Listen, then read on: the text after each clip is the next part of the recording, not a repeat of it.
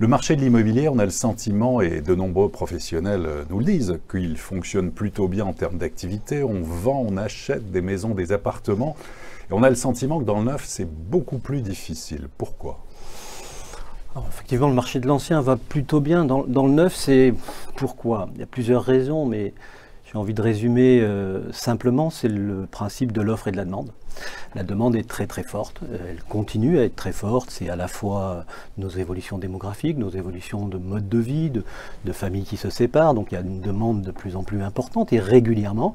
Et puis en face, un problème de l'offre, une offre qui se fait rare, qui est parfois ralentie, voire à l'arrêt. Effectivement, on sort d'une année complexe, à la fois parce qu'il y avait un rendez-vous important, un rendez-vous démocratique, les élections municipales, à cheval sur une année de crise, la crise du Covid, et on voit bien que voilà, ces deux phénomènes, qui sont normaux pour des municipales, exceptionnels pour la crise qu'on traverse, mais à renforcer ou à accentuer ce décalage entre l'offre et la demande. Et ça a ralenti de nombreux projets immobiliers, qu'ils soient résidentiels ou tertiaires, c'est ça? En fait, vous nous dites avec l'arrivée de nouvelles équipes en place. Ça ralentit, si on regarde les chiffres, je crois qu'on a sur le premier trimestre entre moins 12 et moins 13% des permis déposés.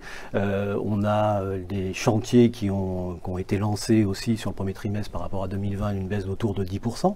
Et donc on voit bien qu'il y a aujourd'hui une difficulté ou un ralentissement ou un stop. Qu'il y ait eu un stop ou qu'il y ait eu un ralentissement au moment d'un rendez-vous ou après un rendez-vous démocratique, en soi on considère que c'est normal. On ne peut pas reprocher à des élus qui viennent d'être élus de dire écoutez, je vais prendre le temps, je vais réfléchir, je vais voir les projets, je vais regarder comment les améliorer. Donc ça, je crois que c'est presque normal et systématique quand il y a des élections.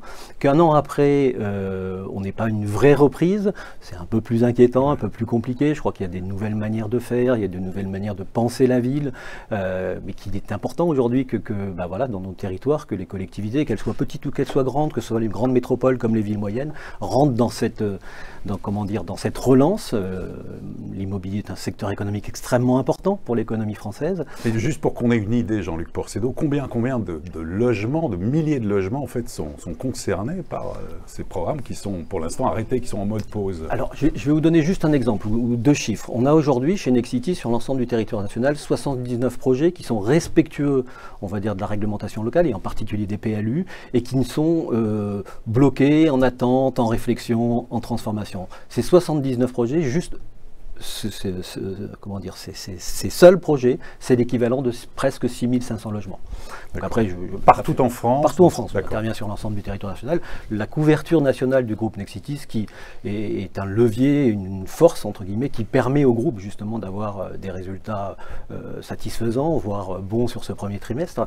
Mais voilà, cet exemple, 79, 6500, voilà, c'est quelques exemples on pourrait faire aujourd'hui tout de suite, enclencher la mise en opération, la mise en œuvre de ces projets. Ils sont bloqués. Alors, on a toujours des explications, mais je crois que c'est un des moyens, une des observations qu'on peut faire.